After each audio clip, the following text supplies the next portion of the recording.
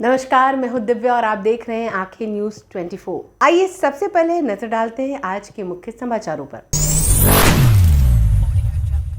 नमस्कार, मैं अमित और आप देख रहे हैं आंखें न्यूज 24। भाजपा के विकसित भारत का अमृतकाल सेवा सुशासन और गरीब कल्याण के 11 साल पूरे होने पर भारतीय जनता पार्टी के प्रोफेशनल मीट कार्यक्रम में बिहार सरकार के उप मुख्यमंत्री सम्राट चौधरी मुजफ्फरपुर जिले के चैम्बर ऑफ कॉमर्स में पहुंचकर दीप प्रज्वलित का उद्घाटन किया। तो वहीं कार्यक्रम में केंद्रीय मंत्री डॉक्टर राजभूषण चौधरी, मंत्री केदार प्रसाद गुप्ता, कुलपति प्रोफेसर दिनेश चंद्र राय भी मौजूद रहे। कहा था, मेरा सपना है कि भारत का गरीब सिर्फ आंकड़ों में गरीबी से बाहर नहीं आए, वो नीति निर्माण में भी आगे आए। और आज आपको जानकर आश्चर्य होगा कि मोदी जी के 11 साल के शासनकाल में 27 करोड़ भारतीय गरीबी रेखा से बाहर आए, और जिसमें बिहार के भी 2.5 करोड़ बिहारी हैं जो गरीबी रेखा से बाहर आने का काम किए। और मोदी जी के नेतृत्व में एनडीए और बिहार के नीतीश कुमार जी के नेतृत्व में लगातार भारत को बदलने का काम किया जा रहा है, बिहार को विकसित बिहार बनाने का काम किया जा रहा है। और 11 साल में आपने देखा कि धार्मिक स्थान हो, सांस्कृतिक स्थान हो, उसका जागरण करने का काम किया गया, जागृत करने का काम किया, उसको विकसित करने का काम किया गया और उसके गौरवशाली इतिहास को लौटाने का काम किया।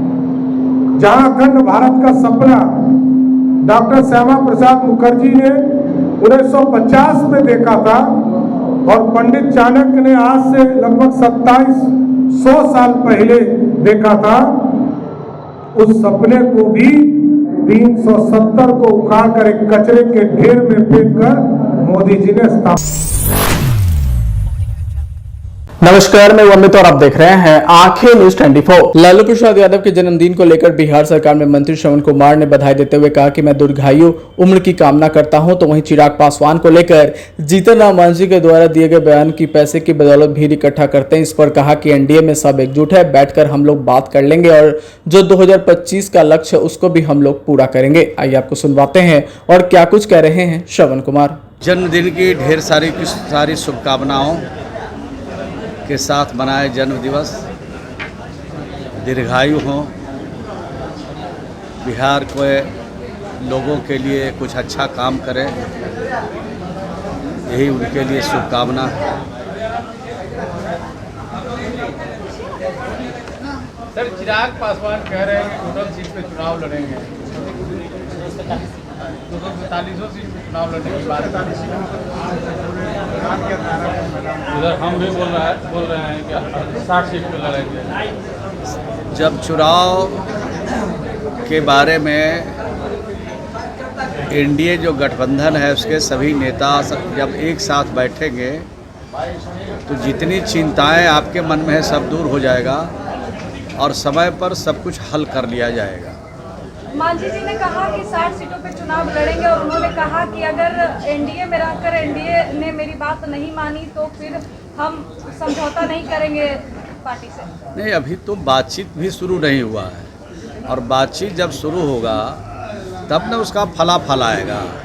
तो सभी बड़े नेता हमारे एक साथ बैठते हैं और मिल बैठ कर के सारे टिकट के मामले में कौन कितनी सीटों पर लड़ेंगे उसका सब निराकरण करते हैं। तो समय आने दीजिए, थोड़ा इंतज़ार कीजिए, थोड़ा सब्र कीजिए, तब संदेश पूरा ठीक से अच्छा संदेश मिलेगा। कांग्रेस का कहना है कि 45 विभागों में 5 लाख नियुक्तियां खाली है, यात्रा भी निकाल रही है 25 जिलों में, नौकरी दो और सत्ता छोड़ो।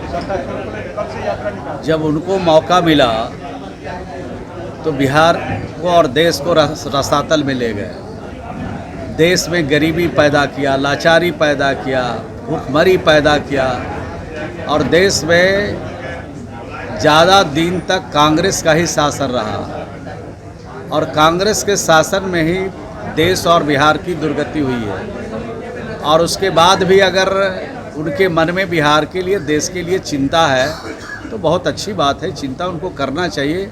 लेकिन बिहार की सरकार और बिहार के मुख्यमंत्री लगातार इस काम में लगे हुए हैं।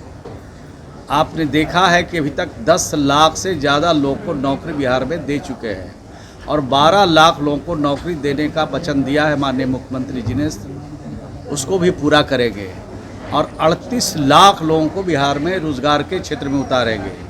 और राज्य बिहार देश का पहला राज्य है जहां महिलाओं को सशक्त बनाने के लिए हमारी सरकार काम कर रही है और जीविका के माध्यम से अभी तक 1,37,00,000 महिलाओं को, जीविका की दीदियों को हम लोगों ने आत्मनिर्भर बनाया है।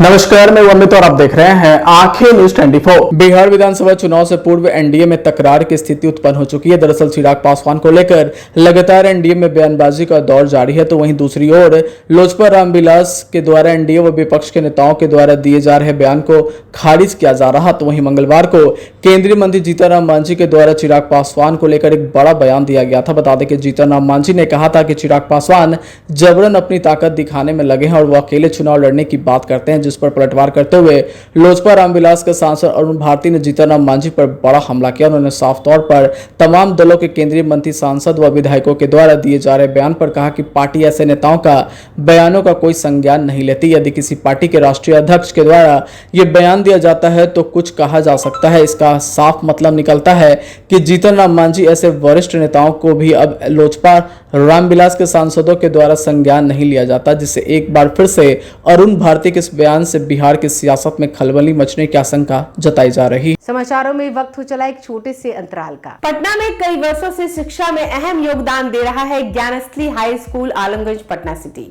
जहां 10वीं और 12वीं की बोर्ड परीक्षाओं में 100% अंक प्राप्त कर रहे हैं बच्चे।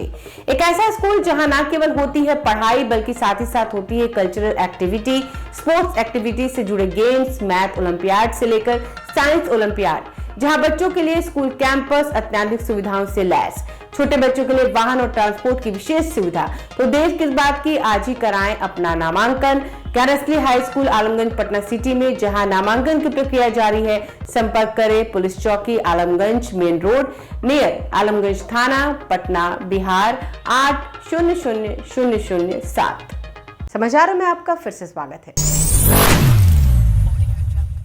नमस्कार, मैं अमित और आप देख रहे हैं आंखें न्यूज 24। बिहार सरकार के उप मुख्यमंत्री विजय सिन्हा गुरुवार को एक दिवसीय दौरे पर दरभंगा पहुंचे, जहां जिला अतिथि गृह में मीडिया से बात करते हुए एक और जहां उन्होंने अपनी सरकार की उपलब्धि गिनाई, वहीं दूसरी ओर राहुल गांधी और तेजस्वी यादव पर तंज कसते हुए कहा, दुर्भाग्य है कि नेता प्रतिपक्ष केंद्र और राज्य में पप्पू और अप्पू के रोल में है, वही दूसरे के लिखे हुए कंटेंट को दूसरी की दी हुई सलाह से अपनी बातों को रखते हैं। वहीं उन्होंने कहा, विपक्ष भी अच्छा काम करता है और हम लोग इसकी सराहना करते हैं।